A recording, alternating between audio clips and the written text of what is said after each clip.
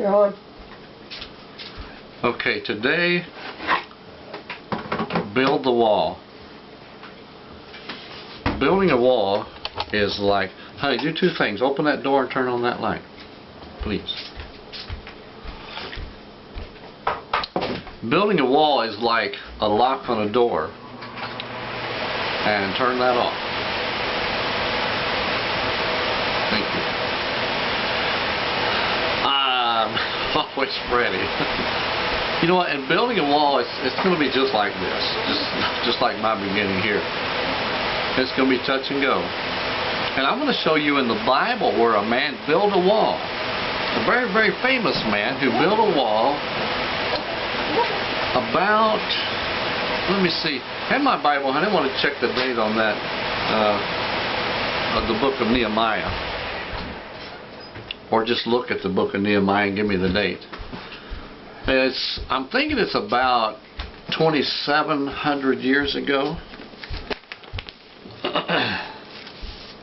About 2,700 years ago. Okay, 2,500 years ago. So I was close. It was about 2,500 years ago. So that doesn't make me intelligent. That makes me reliant on the Bible. Just luckily I have a Bible that tells me those kind of things. But a wall is like a key.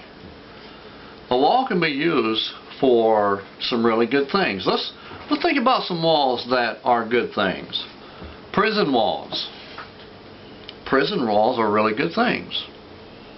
It separates us from killers and muggers and murderers, and put there by the law.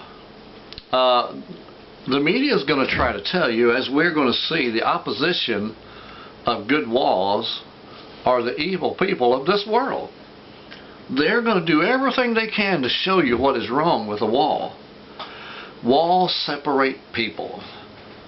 Listen, only the wall that the devil builds separate people. God builds walls. Write that down for me.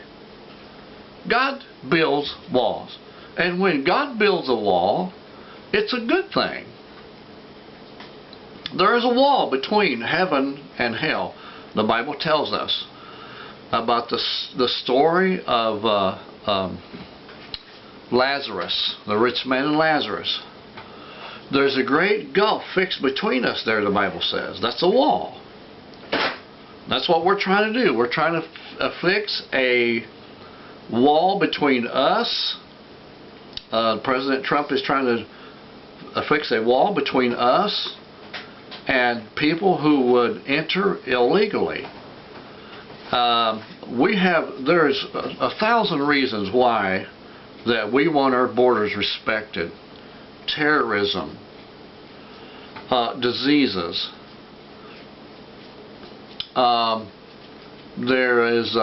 People have to have certain shots in order to enter into this country legally, depending on what country they're coming from. When God builds a wall like that, see, it's a good thing. Other walls, you know something?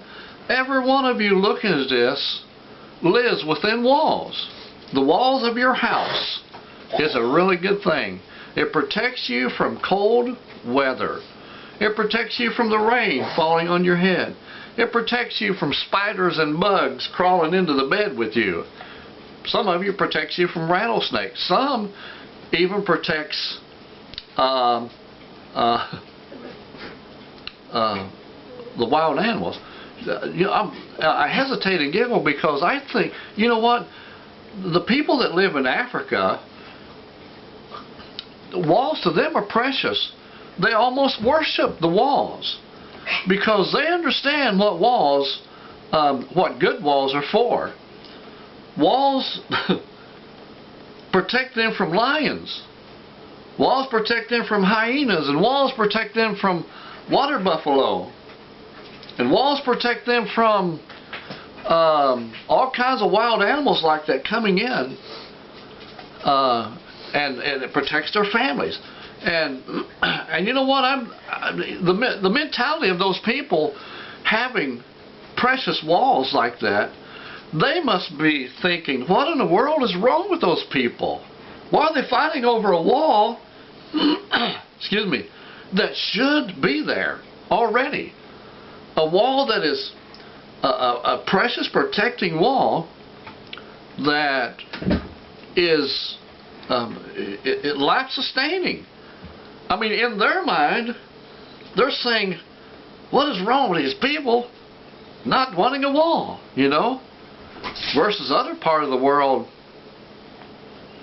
who lives in, you know what, I really can't think of another part of the world who really wouldn't want a wall. But the Bible says in the last days that they will visit people in a wall-less society. They will visit people in a wall-less society. Now see, that's exactly, see, the mentality of the Antichrist is to knock down all the walls so he can rule all the place. The Great Wall of China, which really isn't in much use anymore, but it was a precious thing, you know, in its day. And you know what? You got to have people that respect each other. You got to have people that respect each other. You can't have a terrorist organization coming into a land, blowing up people, and ruling with an iron fist, saying you need to respect us. Calling that respecting people. That is not what it's about, folks. When the people came to this country originally from Iraq, Iran, Germany, Russia, Mexico, Australia, they came in waving American flag. They wanted to have peace. They wanted to have unity. They wanted to be a part of our land. But these folks coming in today, all they're waving is hostility, carrying bombs under their clothes. No, no, we need that freaking wall. We need that wall. We need it for a really good reason. For the same reason that Nehemiah built this wall here. It's protection of his brethren. Now let's look and see what happened. As soon as he started building this wall, Nehemiah this was in a time of captivity that he built this wall around the city that he loved of his forefathers. He went to the king, Artaxerxes, I think the king's name was, and he petitioned the king that he would build the wall. And Nehemiah's petition here was famous within itself, because in that day you didn't walk in front of the king with a sad face.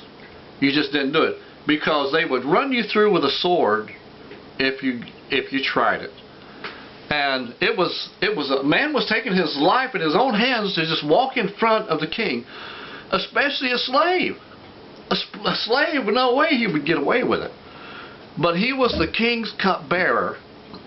And if you know what a king's cupbearer is, in the old days, the cupbearer would taste the wine, and if he didn't die, then the king would have some.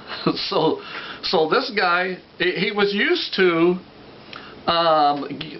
putting his life on the line before the king. He was used to it. I mean, every day that he walked before the king, he would take a sip of that wine, and when he didn't die, he'd be like, whew, okay, we're good for another day. You know? So, the same thing. He was the food taster. He would take a portion of that, put it in a different plate. And he was called the king's cupbearer. So he went in before the king and petitioned the king with a sad face. And the king liked him so well that he gave him his petition. And he went, and it took a lot of money to do this. I mean, he really liked Nehemiah a lot. God gave Nehemiah favor. Just like God has given us favor right now to make a righteous nation again, because we have the same God, He did with Nehemiah back in his day. Okay, and he came in, and what happened? what happened? But it came to pass, chapter 4, verse 1, it came to pass when Sanballat, he was the ultimate evil man of the day. We're going to call him the liberal media. And I'm going to read this story with the liberal media. And it came to pass when the liberal media heard that we builded the wall, he was mad. He was wroth, mad. And took great indignation and mocked the Christian conservatives, or the Jews, it's called. I'm just going to replace some names here so I can get through this story more quickly, okay? And the liberal media spake before his brethren and the army of all that is evil toward God, Samaria, and said, what do these feeble Christian conservatives think they are doing? Will they fortify themselves? Will they sacrifice? See, that's the same thing they're saying to us. What are they going to do, man? What do they think they're doing here? What are they going to build a wall? Are they going to make all America Christian again? That's what they think. We're going to put them in their place. Now listen, this is coming, folks. This is coming. Will they make an end in a day, in one day? Will they revive the stones out of the heaps of rubbish which are burned? Now their buddies, they're giving the names here, but I'm saying now their buddies, George Soros and Ted Turner, I'll say, was by them. They said, even that which they build, a little fox will go up. He shall break down their stone wall. Okay. Hear, O our God, for we are despised. Listen, America, this is a prayer we need to be saying. Hear, O our God, we are despised, and turn their reproach upon their own head, and give them for a prey in the land of captivity. For we was captive. We were captive.